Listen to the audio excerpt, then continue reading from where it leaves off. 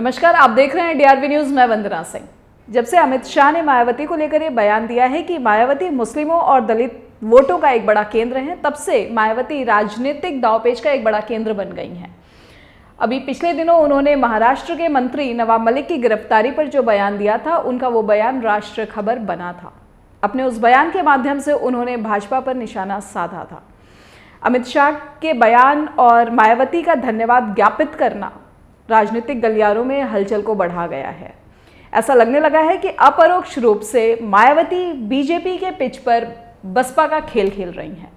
हालांकि इन सारी बातों का मायावती ने खंडन किया है। मायावती ने कहा कि उनकी पार्टी बीजेपी के साथ गठबंधन नहीं करेगी। इसके साथ ही उन्होंने कहा कि बसपा किसी पार्टी की बी टीम नहीं और उनके समर्थकों को गुमराह करने की कोशिश की जा रही थी। मायावती ने कांग्रेस, समाजवादी पार्टी और बीजेपी पर जातिवादी मानसिकता फैलाने का आरोप लगाया।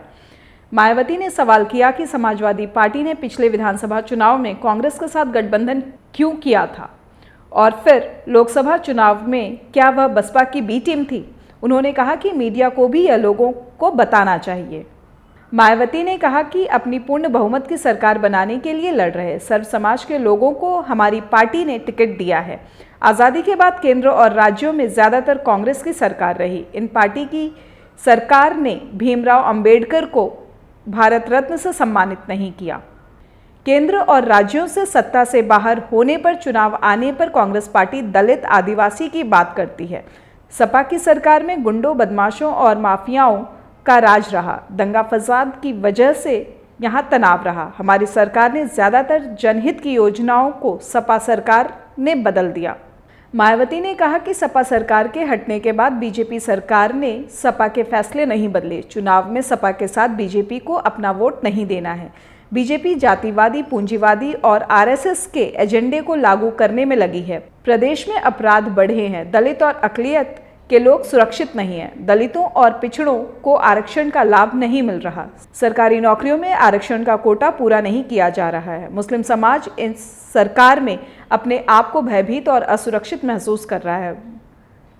ब्राह्मण समाज भी अपने आप उपेक्षित महसूस कर रहा है। जब बीएसपी के नेतृत्व में 4 बार सरकार रही, बड़े पैमाने पर लोगों को रोजी रोटी का साधन मिला था। बसपा की सरकार बनने पर लोगों को नौकरियां दी जाएंगी। इतना तो तय है कि अगर मायावती को सम्मानजनक संख्या मिलती है तो, और अगर वो सरकार बनाने और बनवा पाने की स्थिति में होती हैं, तो फिलहाल तो वो अखिलेश यादव के साथ उनका जाना मुश्किल है। ऐसी सूरत में बीजेपी ही उनका विकल्प हो सकती है।